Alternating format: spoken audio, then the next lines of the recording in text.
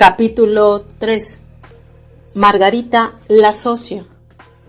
No tengo dudas de que la parte más fuerte de mí es Margarita. Felipe Calderón, 2006. Margarita no es feliz.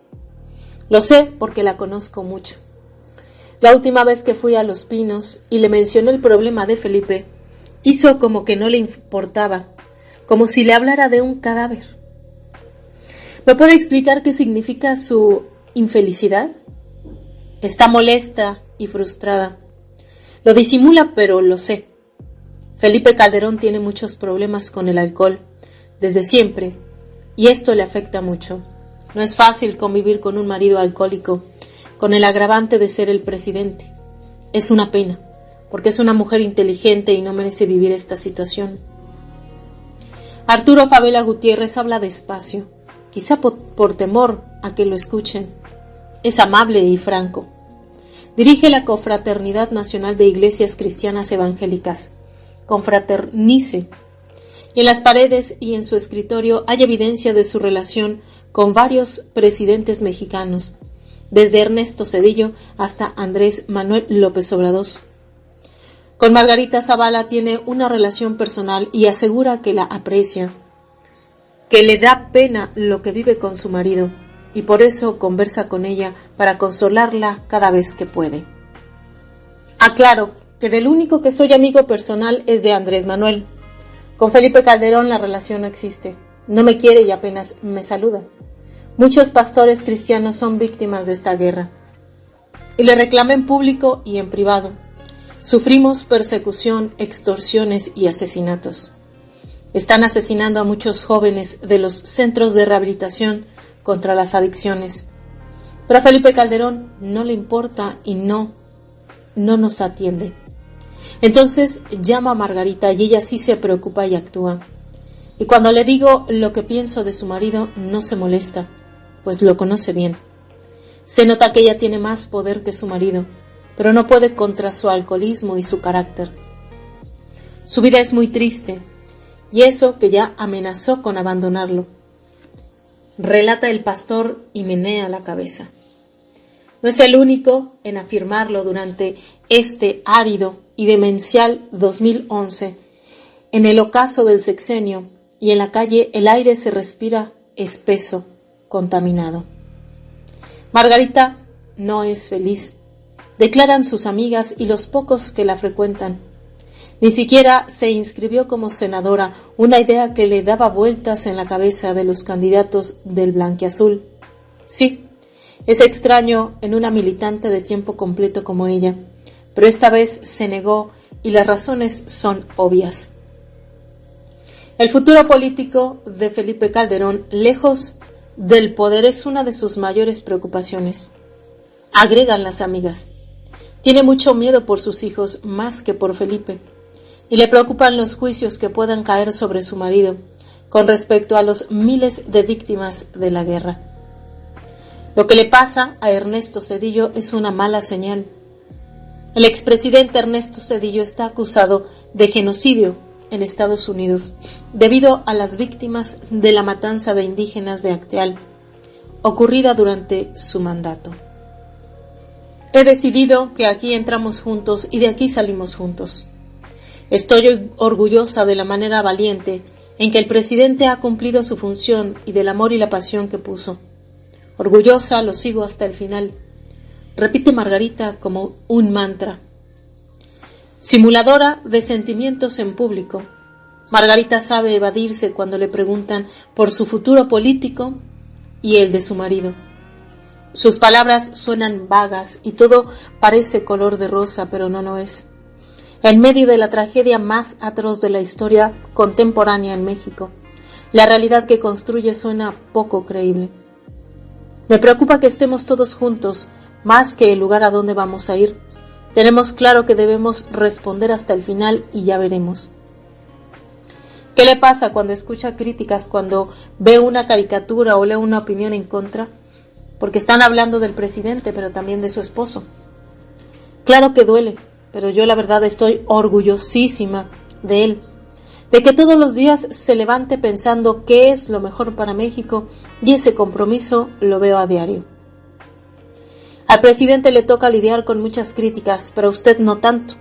De repente existe la visión de que usted es la buena de la película, ¿no cree? Bueno, a mí me toca una parte muy amable y la autoridad tiene siempre esos desgastes y una muchos menos. Yo siempre creo que la autoridad está para poner los rumbos y creo que él lo ha hecho lo mejor posible.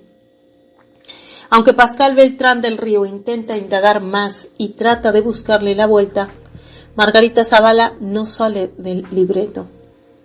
Defensora acérrima de la estrategia elegida para la lucha contra el crimen organizado, durante el sexenio dedicó su atención a los problemas de adicciones y a los centros de rehabilitación vinculados a los Orozco, los fundadores de Casa sobre la Roca, la organización cristiana de la ultraderecha del G12 o Gobierno de los 12 Apóstoles. Con una estructura piramidal en la capacitación rápida de adeptos, a los que se les exige dinero a cambio de la salvación del alma, y prácticas secretas de manipulación mental, llevada a cabo por neófitos, a los que llaman pastores. La organización presidida por los Orozco es una secta de estafadores. Margarita y Felipe cayeron rendidos frente a la prédica de la pareja y le dieron acceso al poder federal. El plan Nueva Vida, en el que Margarita invirtió muchas horas, es creación del pastor Alejandro Orozco Rubio, esposo de Rosy Orozco. El proyecto tiene 334 centros en México y es parte de la iniciativa Mérida, símil del Plan Colombia de Álvaro Uribe, la cual nació en 2008. Como respaldo de Estados Unidos a la guerra contra el narcotráfico. Los primeros días de febrero, el Departamento de Estado destinó a Nueva Vida 17 millones de dólares y 9.500 equipos de alta tecnología. Cuando algún periodista le pregunta a Margarita por la desprotección a las víctimas de la guerra que inició su marido, esquiva el tema y responde que el programa Nueva Vida de sus amigos predicadores es la base más sólida de las estrategias, porque la guerra, como dicen todos los calderonistas, es contra los narcomenudistas, que envenenan a nuestros jóvenes y juran además que es una tarea para muchos años antes de que puedan palparse los resultados. Es imposible imaginar dos estilos más antagónicos que el de Marta Sagún y el de Margarita Zavala. Desde afuera, claro, la anterior amaba las cámaras y el despilfarro y nunca se callaba. La segunda permaneció muda al lado de su marido. Cultivó un bajo perfil y un aspecto recatado, de maestra de escuela. En su sello personal, que por contraste con su antecesora agrada, pero a la vez engaña. Laboriosa y con un extenso militancia panista a cuestas, Margarita maneja los códigos secretos y las trampas de la política tradicional. Y, sobre todo, conoce como nadie los talones de Aquiles de su marido y cómo manejar sus altibajos y debacles. Pero más allá de las diferencias, ambas coinciden en un punto. Son las consortes de Corazón Azul que se instalaron en Los Pinos y quienes por acción y omisión marcaron la tónica de los 12 años de putrefacción y saqueo del dinero público por parte del Partido Acción Nacional. Esposas y socias que aceptaron las corrupciones y abusos, las traiciones doctrinarias, las tragedias colectivas y la impunidad. Desde ese corazón azul, cerrado con un puño, dieron beneplácito a la confrontación que protagonizaron sus maridos contra los narcotraficantes, porque era la única opción para salvar a México de las garras de los malos que no dejan vivir en paz a la gente bien. Frase predilecta de Felipe Calderón que Margarita hizo suya. Una batalla que en realidad ocultó las tranzas con los capos y dejó miles de víctimas inocentes.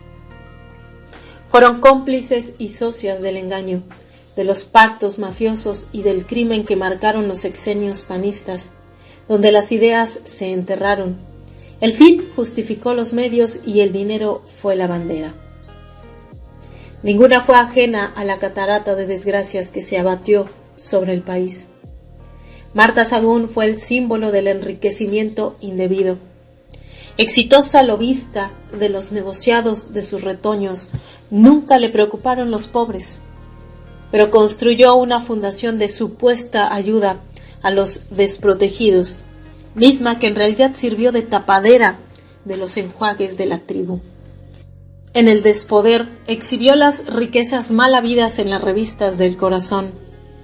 Posó junto al exmandatario y, con total desparpajo, detalló los lujos del rancho de San Cristóbal, lo que desencadenó una investigación por enriquecimiento ilícito. Reina del bling, como llaman los franceses a las amantes de las joyas, sus andanzas continuaron en el calderonato, con el consentimiento de sus sucesores.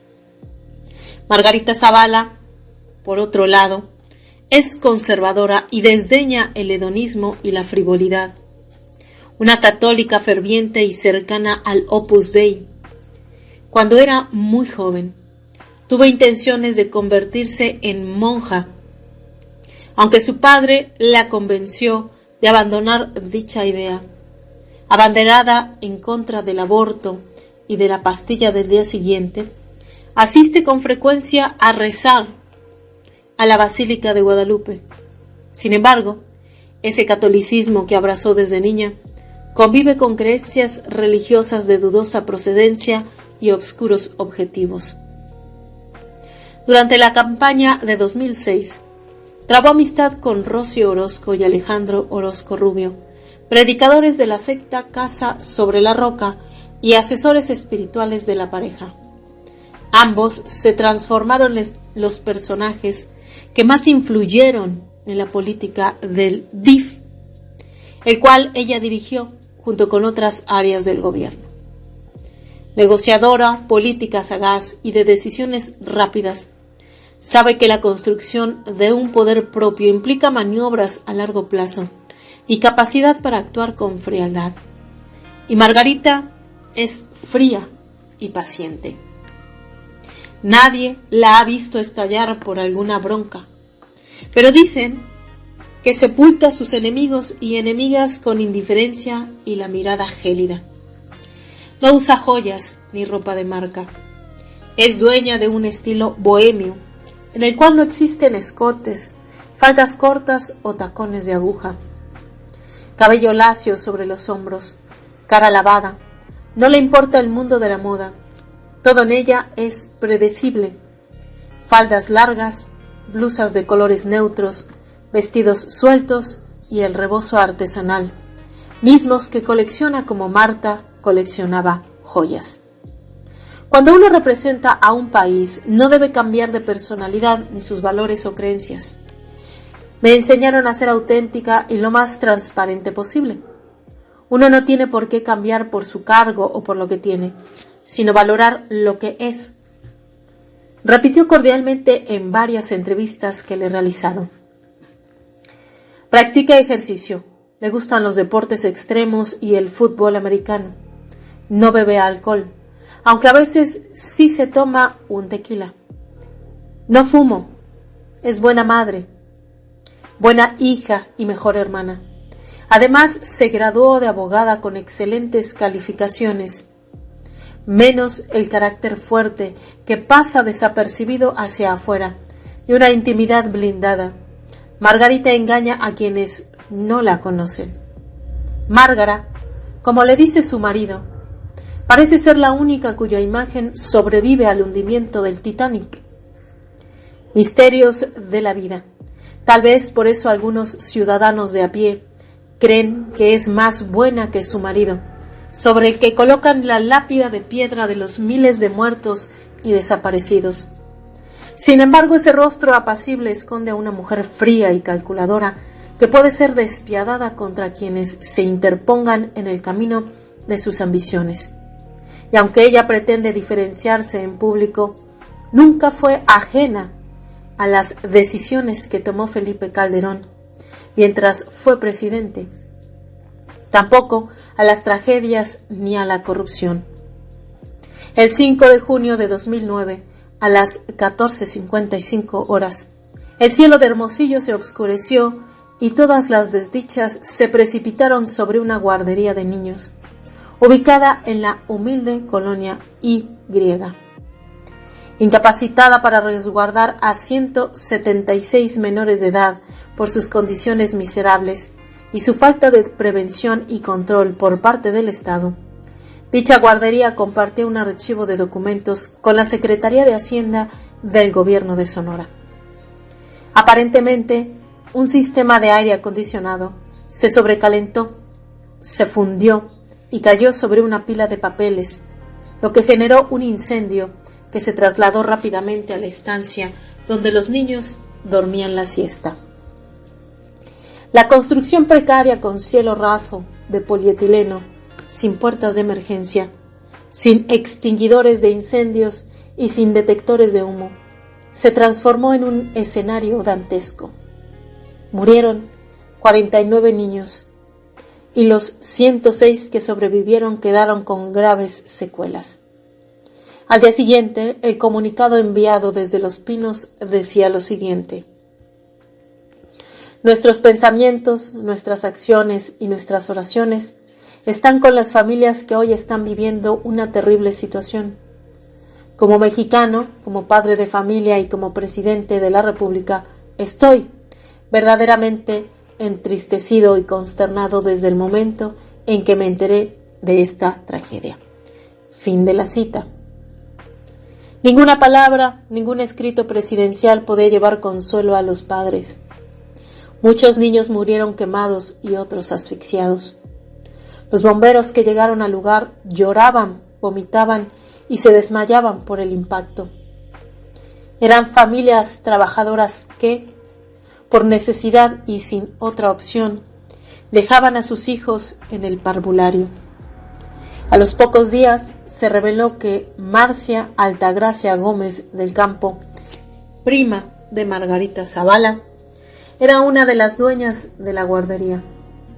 Tiempo después, y gracias a su ayuda, Marcia fue exonerada de toda responsabilidad judicial por la tragedia. Sin culpa ni cargo de conciencia, Margarita movió los hilos del Poder Judicial y su parienta quedó liberada de un crimen, el peor de todos, el más injusto. Hasta hoy, la tragedia de la guardería ABC está impune y la pareja presidencial nunca pidió perdón a los padres. Empaquetada en asbesto y con una sonrisa, Margarita Zavala comienza a recorrer el país. Como una golondrina, lleva en su haber miles y miles de kilómetros, mientras Felipe Calderón se encierra más y más adentro de los círculos del Estado Mayor Presidencial. No viaja por seguridad y por el profundo malestar social que despierta su presencia.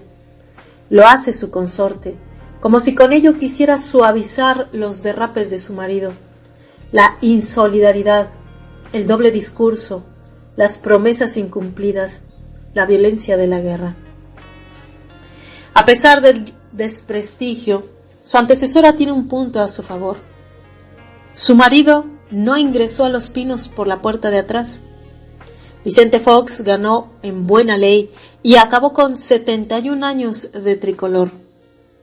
Aunque la ilusión duró un suspiro, estará en la historia como el mandatario que sacó al Partido Revolucionario Institucional de la residencia presidencial.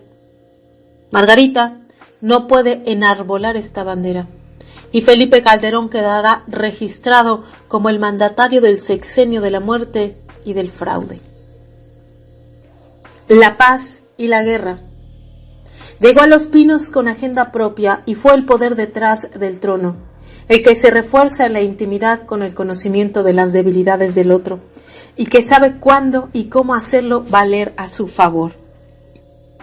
La dependencia psicológica del mandatario hacia ella es notable, y eso en la política puede ser un regalo. Con astucia supo hacer gala de una imagen edulcorada que, en un país machista y misógino, se celebra.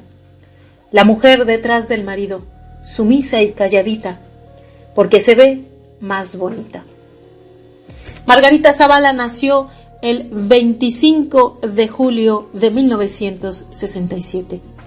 En la Ciudad de México, en el seno de una familia conservadora y católica, es la menor de 7 hermanos: Diego y del Brando, Mercedes, Pablo, Juan Ignacio, Rafael y Mónica. Doña Mercedes Gómez del Campo Martínez, su madre, es una figura que la marcó. Activista católica con antepasados cristeros, entrona y brava, es el pilar de la familia. Al igual que su hija y su yerno, doña Mercedes es abogada egresada de la Libre de Derecho. Se exilió de San Luis Potosí después de que un periódico publicara un desplegado de su autoría en el que cuestionó severamente al gobernador Gonzalo N. Santos, un general autoritario y mafioso al servicio del PRI que mandaba asesinar a sus opositores con mano negra. Un pistolero sanguinario que se hizo célebre por la frase: "La moral es un árbol que da moras". Exconsejera del PAN y miembro activo de organizaciones católicas, en 2010, doña Mercedes publicó un libro titulado La oración y la cocina, en el que mezcló recetas culinarias con su religiosidad. Es sin duda la jefa del clan familiar. Margarita lleva en los genes el carácter duro de madre, y por ello, de que repetimos que en la adultez lo que vivimos en la infancia parece haber replicado dicha esencia matriarcal, convirtiéndose en el eje de su familia. Diego Heriberto Zavala Pérez, el padre de Margarita, fue un abogado, catedrático de Derecho Civil en la Universidad Iberoamericana, la Universidad La Salle y la Facultad de Derecho de la Universidad Nacional Autónoma de México. Fue magistrado del Tribunal Superior de Justicia del Distrito Federal y miembro de la Barra Mexicana de Abogados. Panista de pura cepa, fue subcoordinador del grupo parlamentario en la 15ª legislatura y candidato del Senado de la República por el Distrito Federal. Recibió una pensión mensual de 84,000 pesos desde 2006 hasta su fallecimiento en 2017. Y en 2007 publicó el libro Derecho Familiar, en el cual recarga la importancia de la familia como base de la sociedad y los males del divorcio. Además de las ideas de derecha y la militancia en grupos católicos, compartió con su esposa la afición a las corridas de toros. Tan conservadora como sus progenitores, Margarita Zavala ingresó a los 17 años a los cursos de adoctrinamiento del PAN, y allí, según la biografía oficial repetida 1 y 1000 veces, conoció a Felipe Calderón, uno de los instructores. Él tenía 22 años, 5 más que ella, y pertenecía a una familia de clase media con dificultades económicas. Margarita, por el contrario, tenía un origen social más elevado.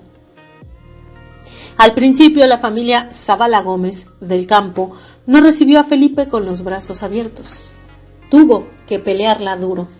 No tenía dinero, no era güero, y además ellos esperaban un mejor partido para su hija. Esta situación afectó bastante a Felipe. Sé que le resultó humillante. Por más esfuerzo que realizaba para caerle bien a sus suegros, ellos no lo querían. Me dijo el exdirigente panista Jesús González Schmal en una entrevista para este libro en 2011. 2 años después de conocerse iniciaron su noviazgo.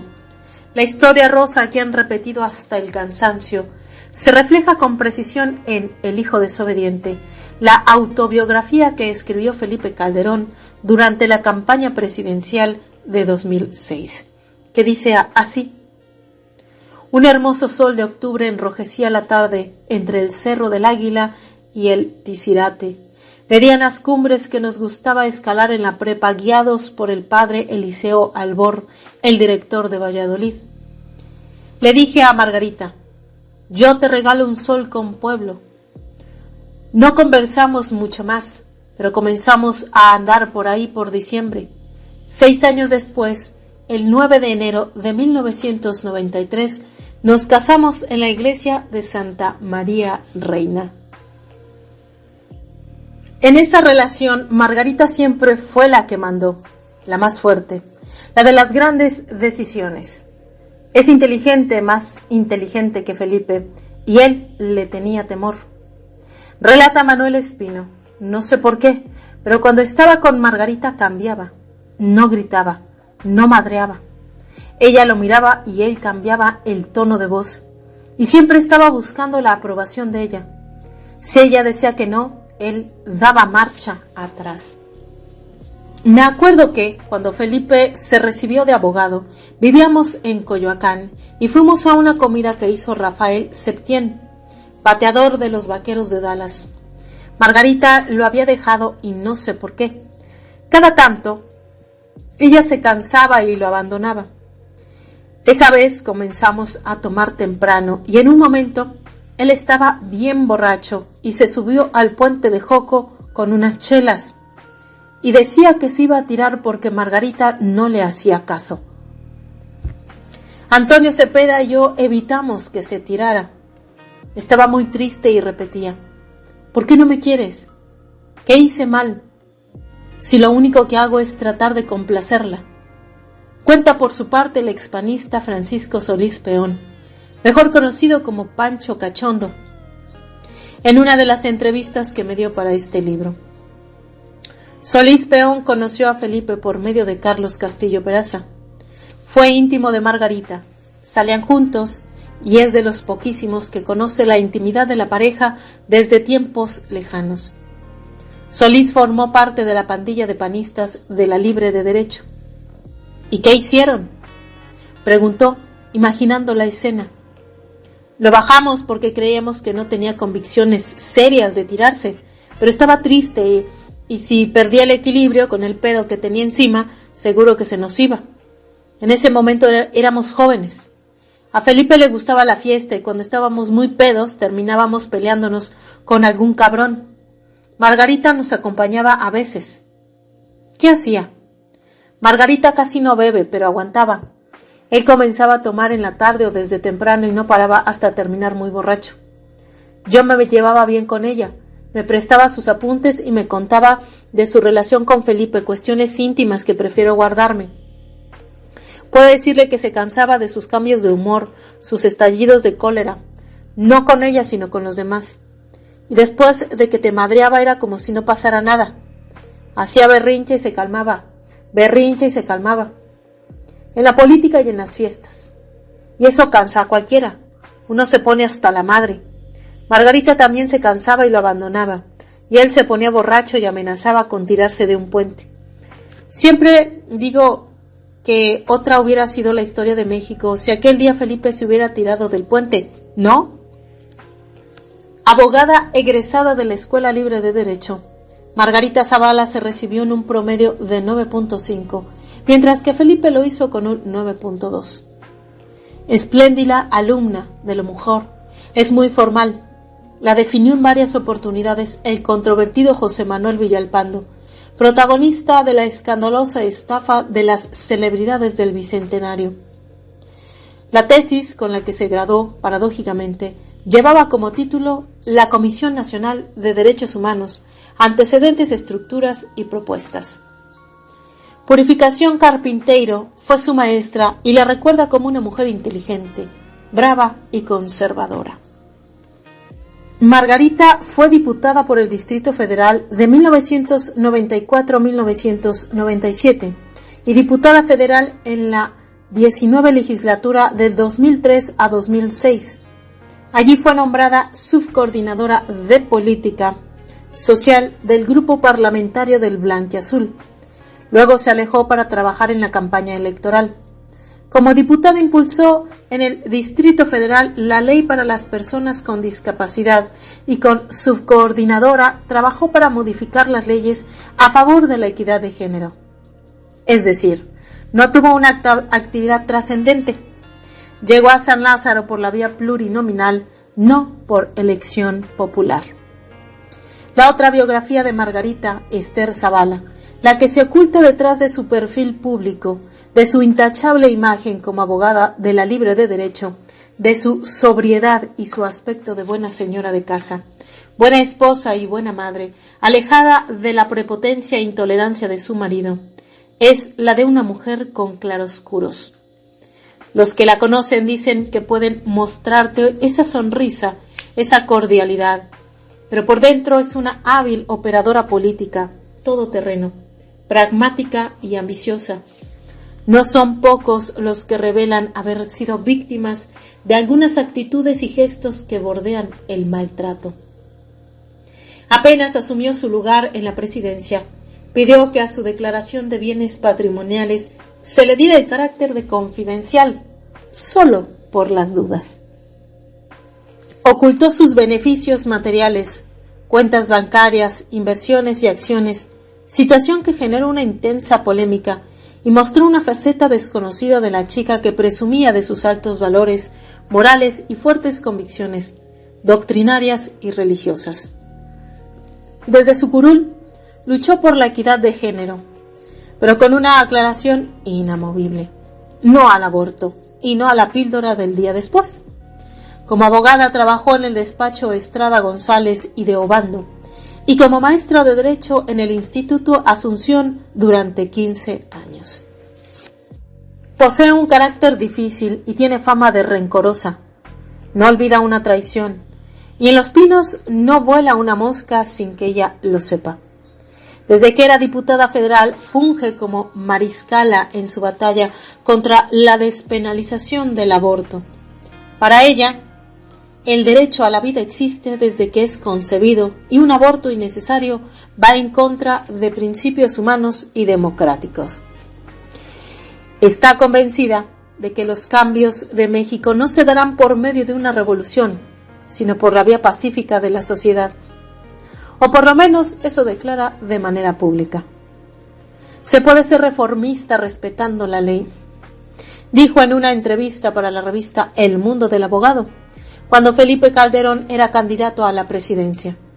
Argumentaba que, aunque existían muchos problemas por resolver, sobre todo en la política laboral, no es necesaria la violencia y se puede llegar a una solución de manera pacífica y ordenada.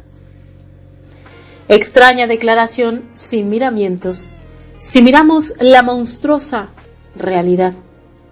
Las miles de viudas, los miles de huérfanos, los miles de desplazados, la muerte y la sinrazón de una guerra de Margarita que apoyó con entusiasmo, sustentada por la religión y por discursos que rayan en el mesianismo y la manipulación.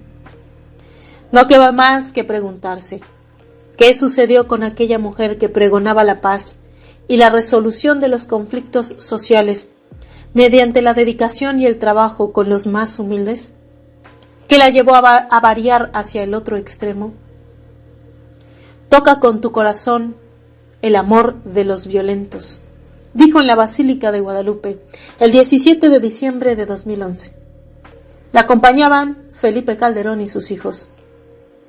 Te pedimos, Señor, por nuestro querido México, dale justicia y la paz que tanto necesita. Protege a tu pueblo y llévalo a la tierra prometida, expresó ante miles de fieles. A su lado estaba el cardenal primado de México, el duranguense Norberto Rivera, involucrado en un escándalo de abusos sexuales a menores por proteger a un sacerdote acusado de pederastía, quien exclamó: la patria está herida. Como si a menos de 12 meses de dejar el poder y después de una sangrienta y fallida ofensiva militar se convirtió a México en un cementerio, la única esperanza que quedara fuera de la ayuda divina. Por si fuera poco, el cardenal explicó desde la doctrina católica, o su interpretación de esta, las razones de la violencia. La ausencia de paz para nuestro país no se debe a que Dios se haya alejado de nosotros, sino a que nosotros lo hemos abandonado. Nos hemos burlado de su ley. México es una patria herida y atribulada, porque la gente se ha alejado de los mandamientos de Dios. porque la sociedad insiste en exaltar el materialismo y endiosar el dinero y el poder. En noviembre de 2009, y en una gira por Veracruz, Margarita participó en un foro público y sin ningún pudor pidió a la ciudadanía superar el miedo, tener confianza y promover la participación para enfrentar la inseguridad. La periodista Lidia Cacho le respondió a través de una carta. Su declaración cae como un gancho al hígado. Mientras ella hablaba, la agrupación Mujeres de Negro salía en caravana desde Chihuahua, un éxodo más en el que cientos de mujeres que todos los días trabajan para asistir, proteger y defender a las víctimas de la violencia en el norte del país exigen al Procurador General de la República que escuchara a las familias de las niñas y mujeres asesinadas, violadas, desaparecidas. Yo le digo a Margarita lo que dicen miles de mexicanos en México. El miedo no se supera por consigna. Le devuelvo su frase recompuesta desde las calles. Es el no ejercicio de las autoridades lo que alimenta la impunidad. Es la impunidad persistente lo que alimenta el temor. Son la democracia simulada y la manipulación política lo que atemoriza y destruye la desconfianza. Marcela Lagarde es una de las figuras más importantes del feminismo en América Latina. La exlegisladora y actual profesora de la UNAM, en entrevista con la agencia EFE, realizada en Madrid el 28 de abril de 2011, se declaró alarmada frente a la gravísima situación que viven las mujeres mexicanas en medio de la guerra contra el narcotráfico, y dice lo siguiente. Esta estrategia de guerra genera una cultura muy violenta y se establece una ideología de la violencia. Es una cultura muy misógina, muy machista, y las mujeres de a pie quedamos en la indefensión. Antes era grave, ahora esto recrudece. Ya ni siquiera es Ciudad Juárez, la ciudad con la tasa de feminicidios más alta del país, sino que el triste ranking lo encabeza el Estado de México. Esta guerra no augura nada bueno. Al contrario, frente a la impunidad y frente a un gobierno cínico, tendremos que llevar más casos a los tribunales internacionales. No se puede pensar que esto es natural y que algún día se resolverá solo. Fin de la cita. Como presidenta del DIF, Margarita hizo poco y nada para aliviar la gravísima situación y aseguró que atendió a lo largo del sexenio a 100,000 niños. En su libro La suerte de la consorte, Sara Sefcovic replicó: una cifra minúscula para el país que se trata. El número ocupa menos caracteres que el que pusieron. Estrategia de atención a niñas, niños y adolescentes migrantes, repatriados y no acompañados. Como dijo alguien, se trata de planes hechos en los escritorios de los burócratas que nada tienen que ver con la realidad. En 2008, Zavala presentó la campaña nacional de información para una nueva vida, la cual contenía consejos dedicados a los padres para evitar que sus hijos cayeran en las adicciones. Trató de unificar a los DIF estatales y a los municipales, en aras de atender de urgencia los casos de niños y niñas que caen en manos de los traficantes. Sin embargo, en eventos o foros sugiere aprender a hablar bien de nuestro país, un México donde muchos ven su identidad en el narcotráfico o el crimen organizado. Durante la inauguración del Congreso Internacional de Innovación Educativa 2010, afirmó que esta percepción la tenemos y se tiene fuera, aunque hay otras naciones que registran más violencia, como si la solución de la inseguridad y la violencia producto de la santa cruzada de su esposo se hallara simplemente en realizar comparaciones con los que están peor. Pobre Consuelo. Participó de todas las reuniones que se realizaron con Javier Sicilia y las víctimas. Se le observó tensa y pendiente de Felipe Calderón. Le pasaba mensajitos, le hablaba al oído, aunque esta vez no logró apaciguarlo y a Felipe se le encendió la mecha varias veces. Con el bajo perfil que la caracteriza, visitó a los heridos de los atentados en Michoacán y del ataque contra el Casino Royal, los cuales se encontraban en un hospital de Nueva León. Visitó a las viudas y a los huérfanos. No se sabe si cumplió con lo entonces prometido. En julio de 2010, durante el 13º Jamboree Panamericano, celebrado en Tepoztlán, Morelos, le tocó vivir una situación real, sin máscaras, del México de a de veras. Al posar para la foto con los más de 1000 scouts del país, todos exclamaron: ¿cómo se grita en Juárez? Todos al suelo. ¿Cómo se grita en Chihuahua? Todos al suelo. ¿Y cómo se gritan en todo el norte? Todos al suelo. El número fue escenificado por los scouts que se tiraban al suelo mientras daban la porra. Aquellos provenientes de Ciudad Juárez hicieron énfasis en la terrible inseguridad y violencia y le dijeron en la cara que ya estaban hartos de no poder salir, cansados de la guerra, tristes de perder amigos menores de edad a manos